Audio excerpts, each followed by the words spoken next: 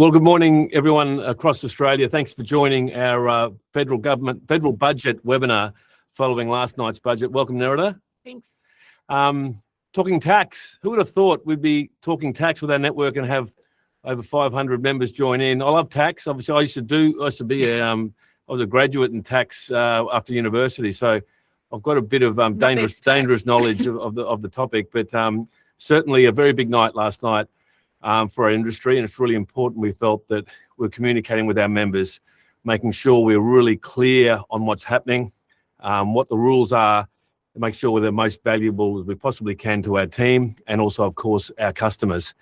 Big news across the papers this morning and online. There's certainly a wide variety of views on what's happened. A lot of people, real extremes, a lot of people really hating what happened, a lot of people liking it. It's quite diverse, isn't it, Nerida? Extremely diverse. And you've been busy. How many things have you done? Like, Nerida's just been all over the screens. Yeah, it's been a lot of interest. Obviously, the impact on pricing seems to be the one that people are very interested in. A little bit too on what will happen to the rental market. And then I think too, also will this help with supply, which is fundamentally the problem we have here in Australia. So tell us quickly what it's like. You on the ABC last night at 9 o'clock. You've been at long day. You're sort of there dragged into Q&A on one of the biggest programs of the country. How did you feel about that? It went well? Yeah, look, it went well. I mean, they were all asking the right questions. I think, they were trying to divert the discussion to pricing and also our view around pricing, because I think from the outside of the industry, people think that's all we're worried about. But hopefully I did get the message across that we're also concerned about rental growth. We know that if the investors leave the market, prices go up. Prices come back. But then it's also fewer rental properties, so rents rise. So I think also probably also interesting was HIA were on there with me, and Housing Industry Association, which is a sort of builders industry group. And also on behalf of developers as well, and they're also against it. Basically, their modelling and also the Treasury modelling has shown that it will actually lead to a reduction in homes built, which is not the outcome that we want. Also Today's show as well this morning. So there's a lot of, I suppose, for our members to know. Certainly, Nerida's out front and centre in the core media channels.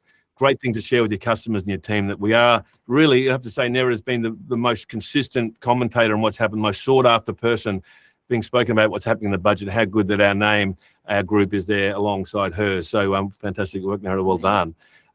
Okay, so just the context of the budget, obviously, home ownership's been an issue in the country for some time.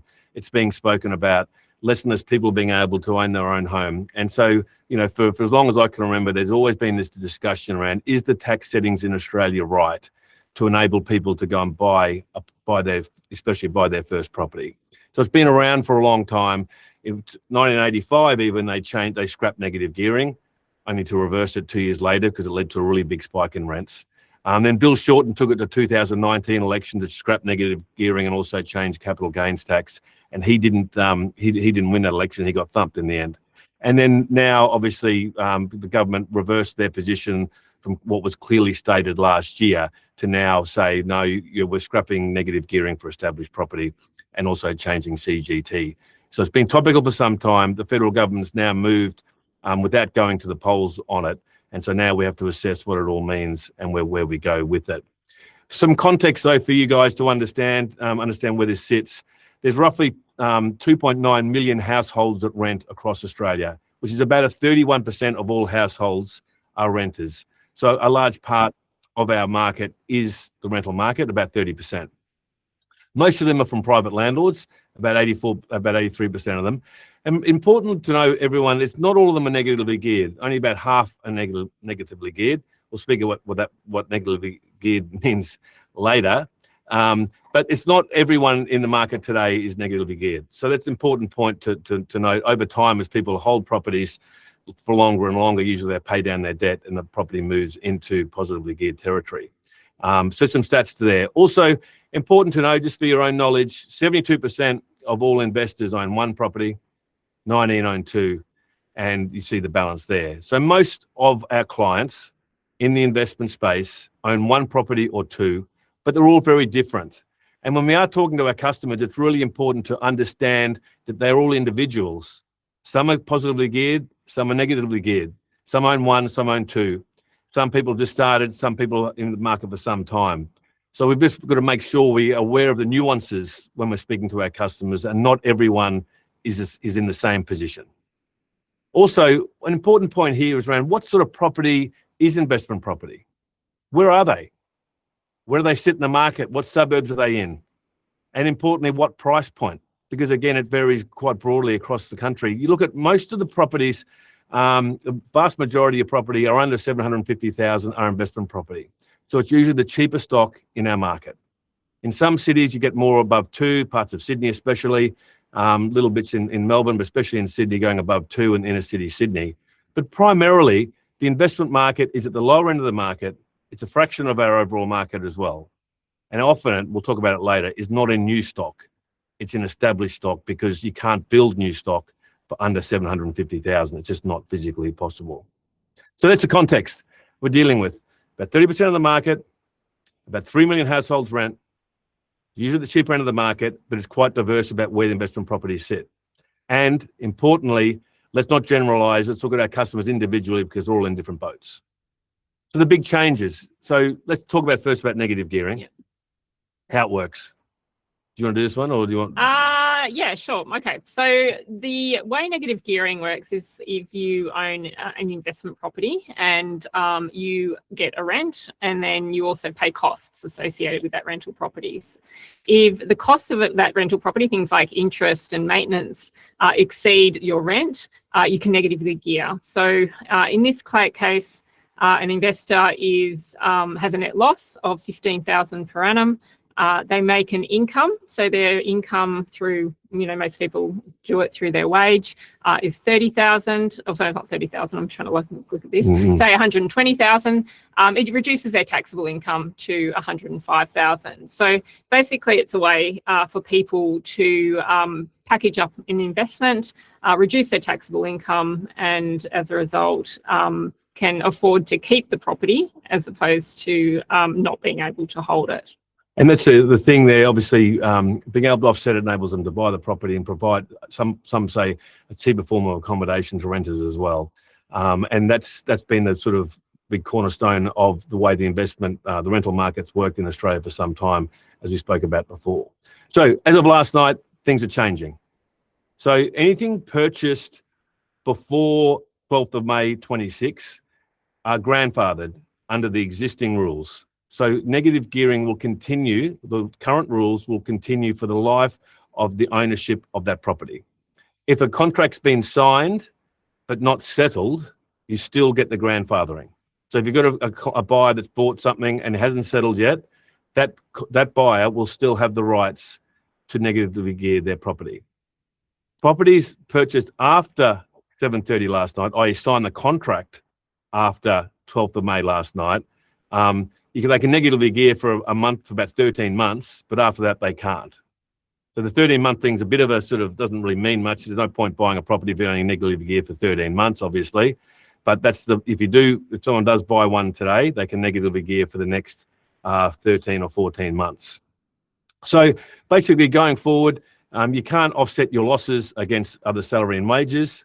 You can carry forward, if you do have a loss, like the example before that narrator showed, the 15,000, you can carry that forward, you just can't offset it. You can carry it forward and offset it against your gains. So it's not lost forever, but you just can't use it to reduce your tax bill in that year that you incur the costs. But you can keep your ledger, you can add up all the losses you've made, and you can offset against that gain at the end. New builds though. Yeah, so new builds are exempt, and there's no negative gearing changes, and there's no capital gains changes. So the reason the government's doing this is that they're trying to push more investors into the development industry or into building new homes, and as a result, support the construction and support supply, and take it away from putting pressure on the existing residential market. I think there's been a lot of questions asked about grandfathering. The government had to do that primarily because if they didn't, we would have seen a rush of investors selling.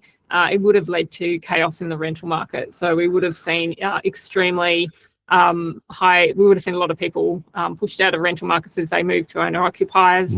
and also the remaining rental properties would have increased in rent quite significantly. So, which is what happened at the point at the bottom in 1985. The Keating government did that. They scrapped negative gearing.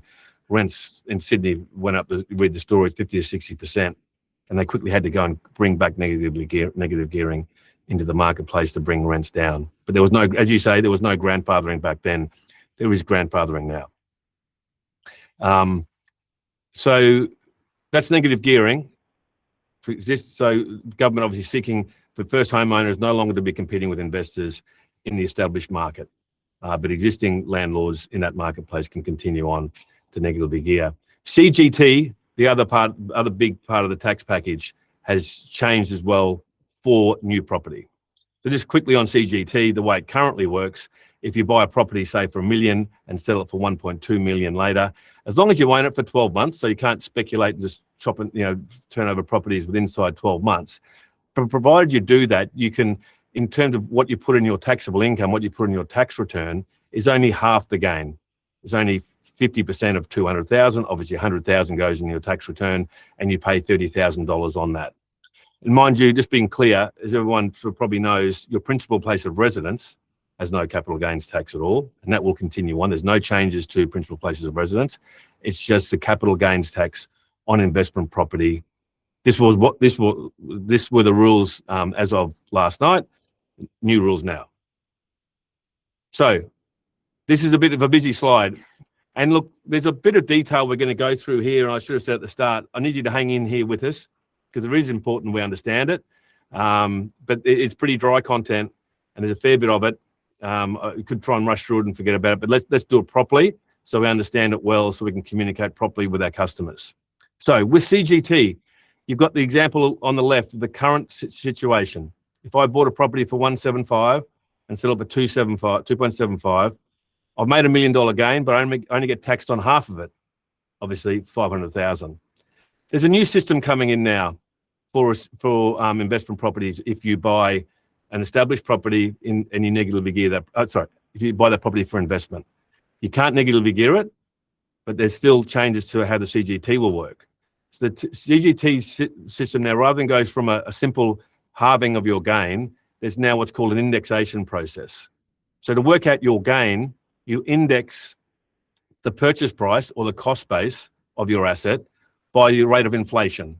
So in this example, if you held this property, if you bought it for 1.75 and you held it for 6 years and inflation was 3%, your cost base to work out the gain is not 1.75, it's 2.09 because you increased your cost base by inflation.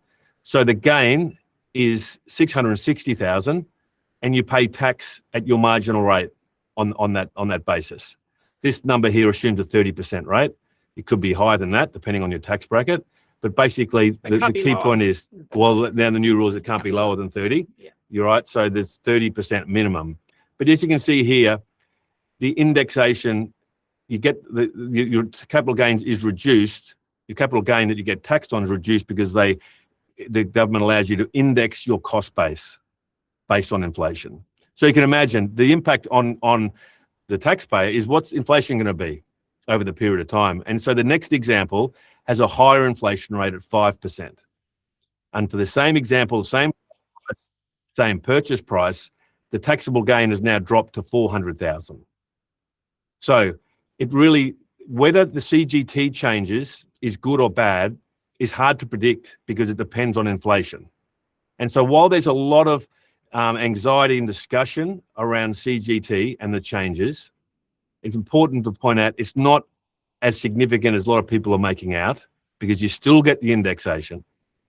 It affects all asset classes, not just real estate. So it's not suddenly real estate's a worse asset class than anything else. It affects everyone. And the inflation rate, which at the moment is looking very like high, it's 4.6%. So closer to that 5. Closer to the 5 number, is just showing again that the CGT stuff, it's important we know the numbers, but in terms of the equation in the real estate market, it's not as material as, say, negative gearing.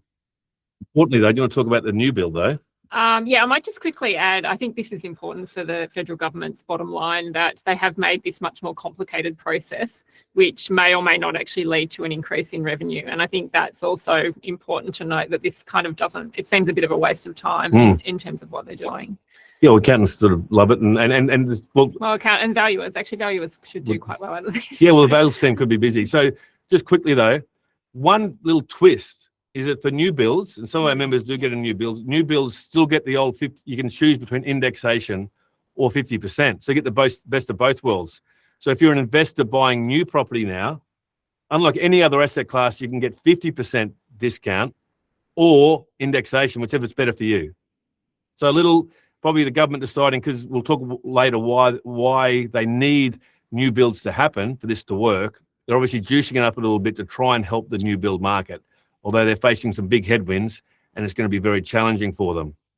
Just quickly, I put this slide in, not to confuse everyone, but just quickly, if any of your clients or you guys want more detail on this, happy to chat about it, but you've got this transition period for CGT.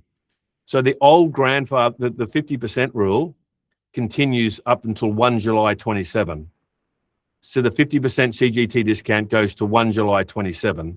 And after that, you do the indexing model.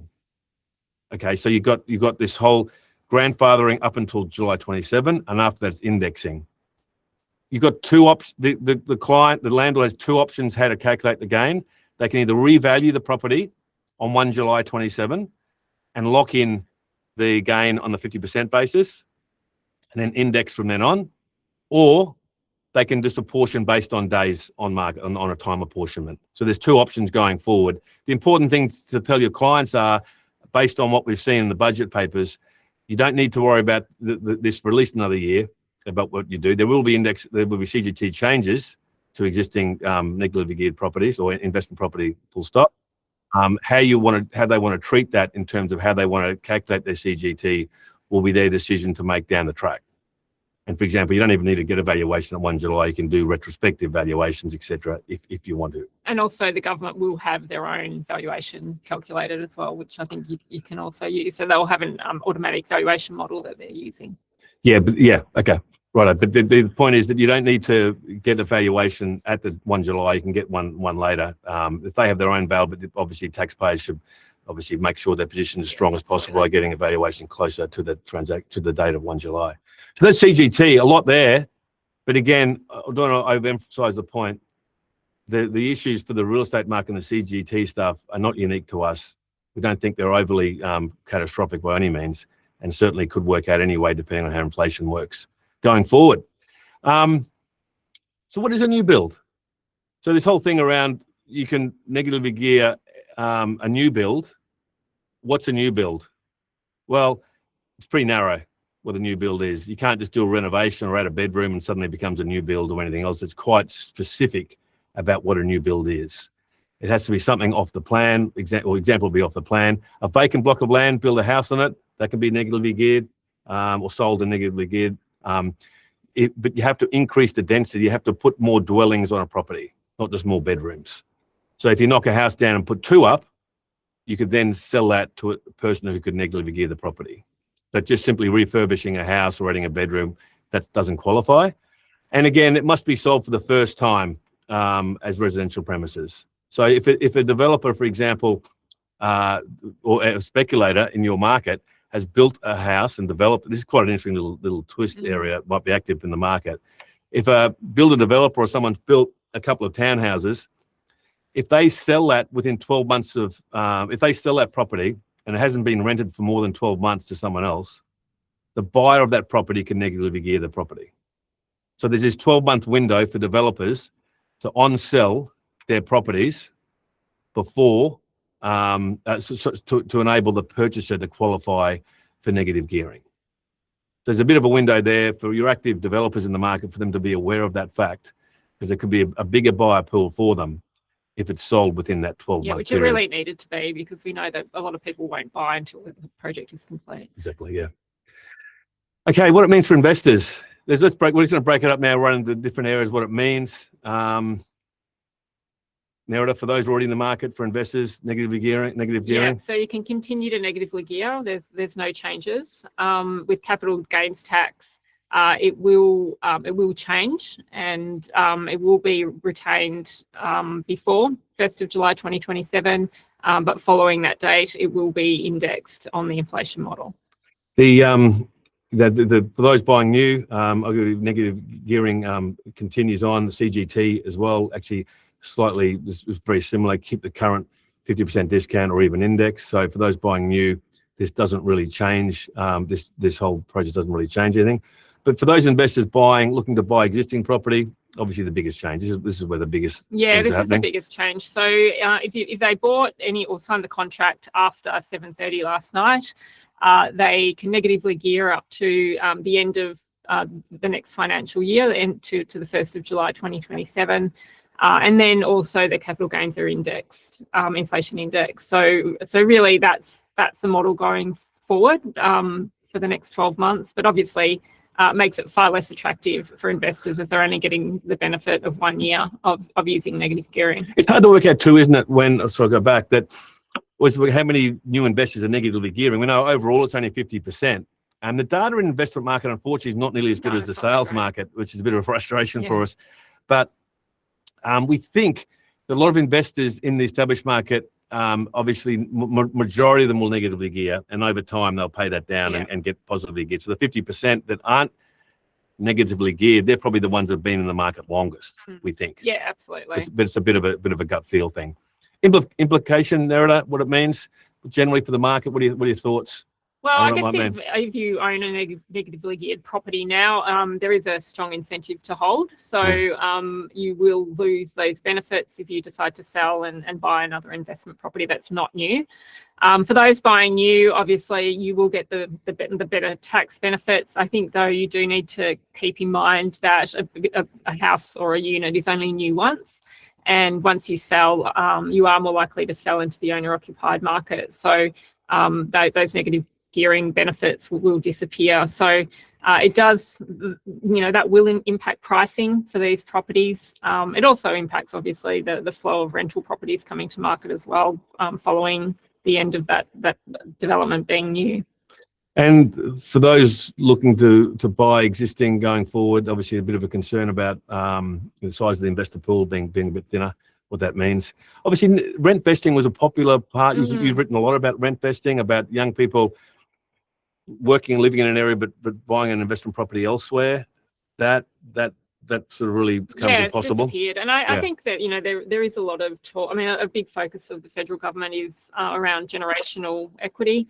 We think that particularly rent vesting, we know a lot of young people are using it to get into the market, but I think also even the way people build wealth has been using property.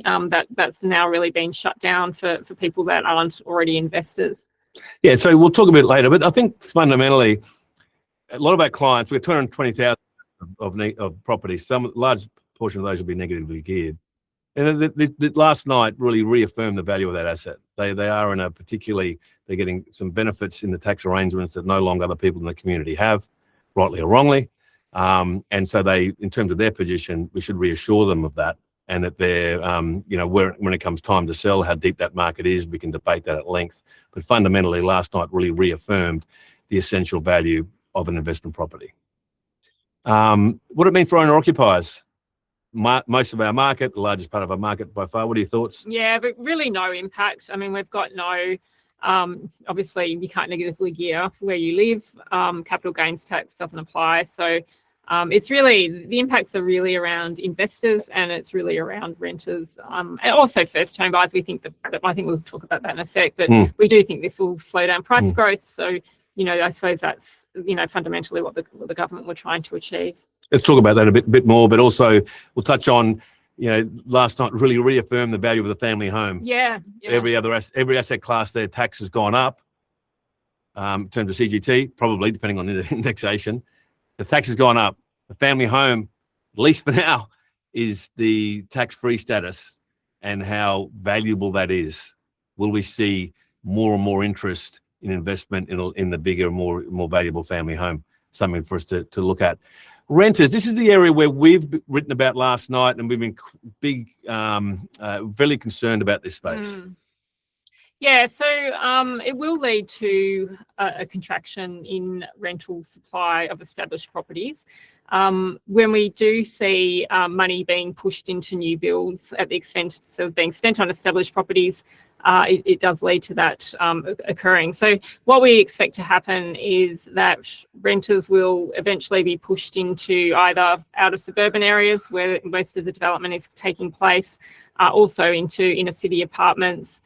We also think that for established properties, we will see a much greater level of rental growth. And we saw it very clearly in Melbourne. If we have a look over the past 5 years in Melbourne, price growth has been very moderate, but rents have grown at double the rate. And it has been because tax settings have made investing in Melbourne much less attractive, and has led to a drop of around 20,000 rental properties in 1 year. So, we know investors are very sensitive to tax settings, and then that actually very directly obviously flows through to renters as well. Yeah, it's a big concern, isn't it? Like, in terms of the government seeking to move investors and renters into new product, essentially to enable first homeowners to come and buy more established. Because we saw that at the start. We saw the drop in home ownership. The issue with that is the cost and value of new property, I'd say everywhere, is higher than the 40% higher than the established price. So a question we've said to journalists and the media and any politician who's listening, how are our renters going to pay for this increase in quality of accommodation and price? And so this is where we are concerned about most, is that it's all well and good to be seen to be doing something for first homeowners. We get that. We've all got kids. We've all got people who want to get. We've all been there. We understand it. It's a big concern. But what about the renters? How are they going to go? And our property management teams are always dealing with so many issues around affordability of rent. It's a tough game. Cost of living, blah blah. All this stuff is expensive. How are we going to be able to facilitate this move into new over time? Certainly a concern for us moving forward. I might add one more on regional areas. So in regional areas, there's often no need, or it is very difficult to get new projects up and running. We're particularly concerned about regional areas, that if we do see a drawback in investor activity in established homes, we see no new builds taking place, then rents will rise really rapidly. And we do know in many regional areas that there are a lot of affordability problems. They can be more intense, that this is going to be a real problem. Okay, there's some questions coming through. I'm not sure whether I might come back to them at the end, even respond individually. But so let's keep moving on. So some frequently asked questions, and we're gonna, after this session, we will give you some information, some cheat sheets, and some obviously the slides and everything else. Obviously, the question we've obviously already had from our friends and colleagues and families: what does this mean for the market? And what does this mean for us in our industry? And it's a very juicy, big topic. But I think what we've pointed out is this budget, there are so many different factors in this budget, and there are so many different things at play that everyone will read slightly different things into it based upon their own personal ambitions. Mm-hmm. And I think for us to get too caught up in what might happen in the market, et cetera, especially in the sales market, is pretty dangerous, because we've seen certain things that have really underpinned the value of family homes. We've also seen investment property continue to be grandfathered. And so I think from our point of view, what it means for the market is one that is be careful for us to be too negative in the marketplace, because there are different things at play that we need to reassure our customers about. The government's come out in their Treasury papers saying they expect housing prices to drop 2%. No, I think it's actually a 2% reduction off existing growth, is my understanding. Right. So if just say Perth is running at 25%, I think they're saying it's going to decline by 20 to 23%.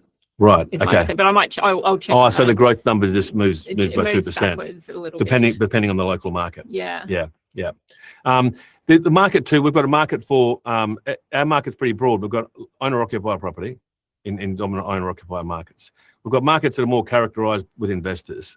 We've got property management businesses, we've got landlords. Our market consists of so many different factors, and this budget really does affect each individual market differently, and we need to understand that. There is no, I don't think, one blanket answer to this question, because the impact of this budget will vary very much depending on the type of asset, where it is, how it affects the investor market, and so on.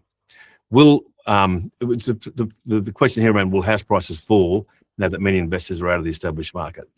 Yeah, look, we don't think so, primarily because the market is running very, very red hot. It definitely will slow down. It will slow down price growth. It will shift price growth onto rental growth. Yeah. But I think probably the other thing to note is fundamentally we can't build very cheaply at the moment, and as a result there is a floor at which prices will hold as a result. So, we're not going to see, we're not going to see 10, 20% price falls. It'll be more of a moderation in terms of growth. Also, investors holding longer. At this point, if you're an investor with an established property that's negatively geared, there is very little incentive to hold. Very little incentive to sell. And as a result, we do expect to see fewer properties coming to market from investors. What about a negatively geared investment property? What should I do? I just keep it at this point.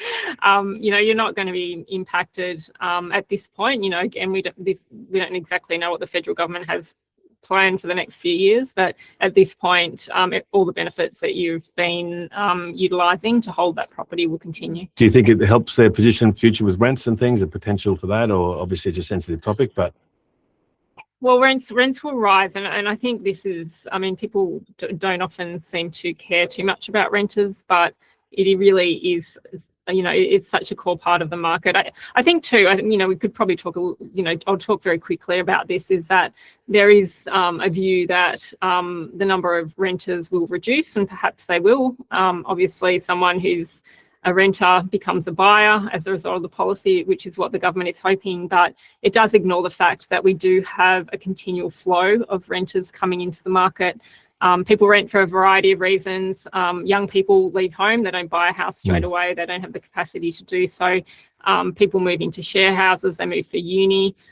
People's marriages break down, they need to move into a rental property as a result. And then, of course, people move cities, and this is going to have a really big impact on labour mobility, because if I was moving from Sydney to Brisbane, and the availability of a rental property, which is already bad, becomes even worse, would definitely impact my ability to move into that city. And labour mobility is absolutely important to increase. It's really important for economic growth. I'd like to buy an investment property. What are my options? Well, investment property is still available. Either, just to be clear, they can buy established. Yeah. They just can't negatively gear it. Well, they can carry forward their losses, or if they want to negatively gear, they have to buy new. So investment market is still open in either asset class. It's not being banned on established by any means, but just can't negatively gear that market. Will it drive more interest in new build from those investors? Well, that's the big question moving forward. Will those investors now switch from investors that wanted established to new product?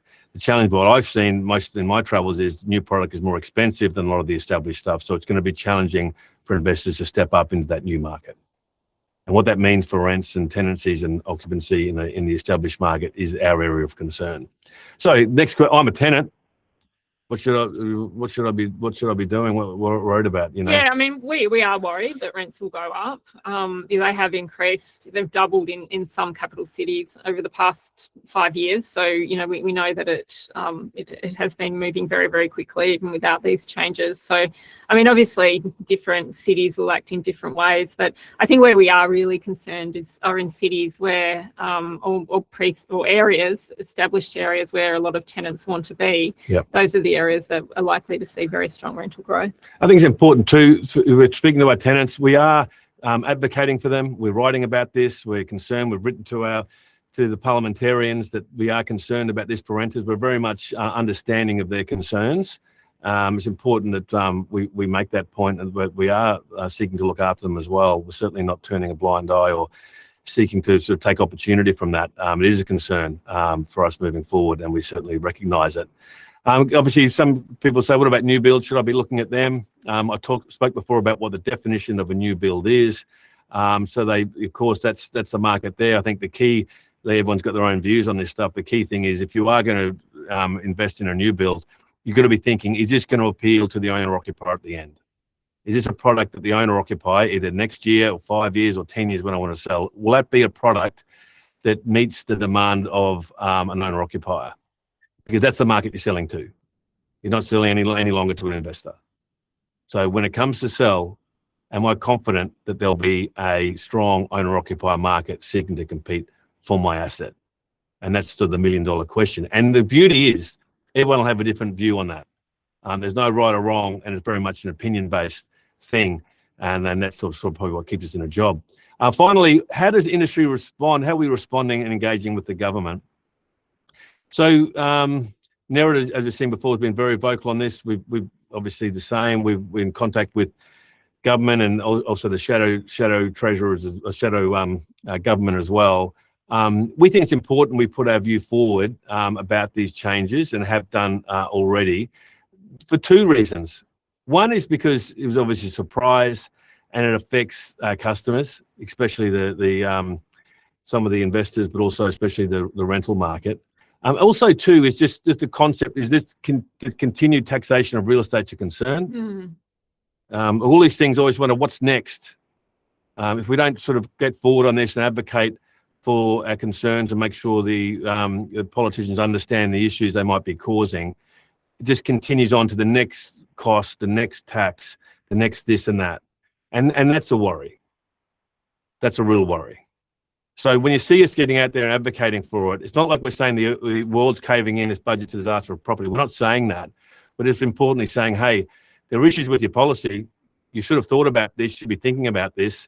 And just so they make sure before they do the next one, they realize there's going to be sort of people that are going to advocate against things that are bad policy as well. That's the key part here. Industry is not very good at all in getting together to advocate for these things. In fact, it's hopeless. And we need to get better at that too, obviously learning from this. To be blindsided on this issue is pretty embarrassing as an industry. We need to get far better at advocating for our members and our customers. So fundamentally, what does it mean for us? I suppose a couple of points here I'd like to make. After last night, it just made our role as communicators, as competition creators, as asset managers more important. Since 7:30 last night, our role has become more important. We have a better opportunity to add value to our customers and communicate with them about what's happening.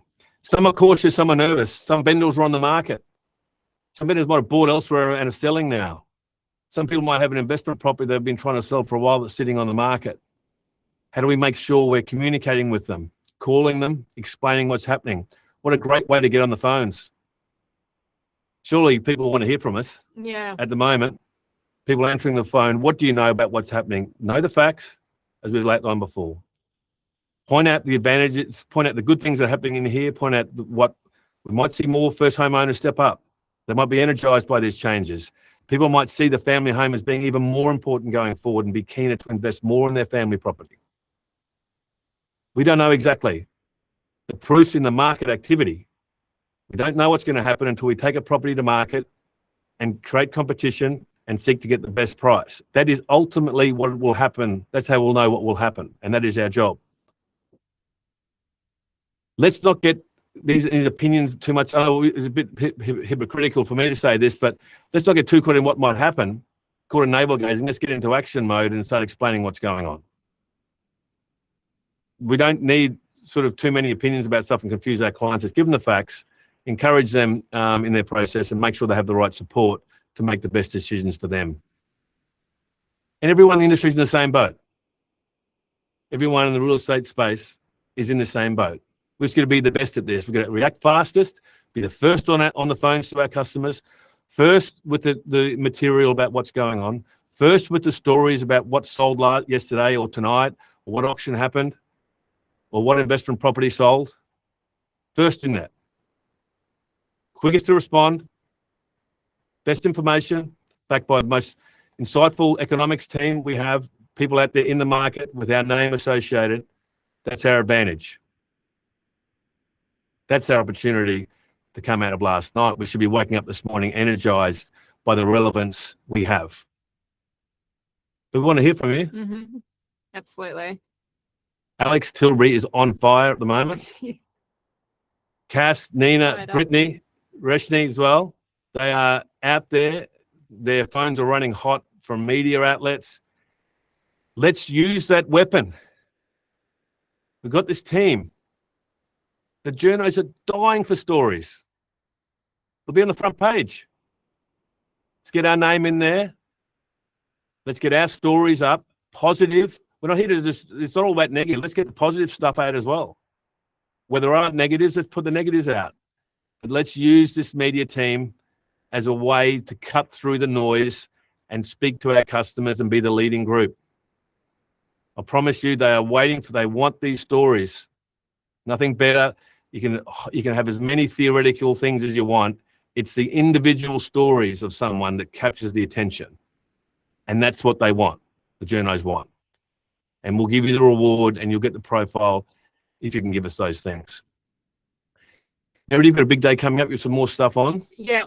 So off to Canberra, talking an event tonight and then also tomorrow. So and a few more media things as well. So yeah, definitely. I mean, as Dan said, so much interest, so many people confused about what's happening, and the more that we can get out there and, you know, firstly explain, I think is probably the big one, and also calm the market as well. I think there is a role for us to try and say, look, life will go on, but you know, these are very, very big changes. Big changes, obviously. Whenever big shocks happen, the natural inclination is to think negatively and worry the world's sort of ending. There are obviously things in here that will be challenging, things in here will provide opportunity. The point being is, if we're on the front foot, we'll make the most of it. So let's do that. Plenty more from us if you want to go forward in terms of Q&A. You want to do landlord nights or yeah, nights? What are your thoughts on that? We're really open to it. So I know we've had a few people reach out about doing a landlord night or even, you know, a webinar with customers. You know, very, very open. And there's definitely people within my team and also more broadly that can help with that. Also working with loan market as well. We've got some really great brokers that can also explain the I guess the individual implications. Yeah, well, there's so much, isn't there? I mean, some of the speaking with Ben on the text with Ben this morning, Row at Canberra, just sort of like getting out in front of it. You know, had a chance to really get closer to our landlords and sort of working with them on their property. How to get more return, comes down to finance, comes down to so many things. A real chance to be relevant, as we said before. So let's make the most of that. Social media posts are happening. Please share. Please get on them. We'll start to do more and more of these in the coming days as well. So if you can reshare it, get our voice out there, the better. Thanks, guys. Appreciate your time. Look, it's going to be the questions there. We'll go through them and come back to everyone individually. If those questions be easier, and reply to you sort of separately. I'm always available. You know how to get hold of Narrator. I've got the media team there, your state teams as well. So right behind you guys. Let's make this next period a proud one for the group and keep moving forward.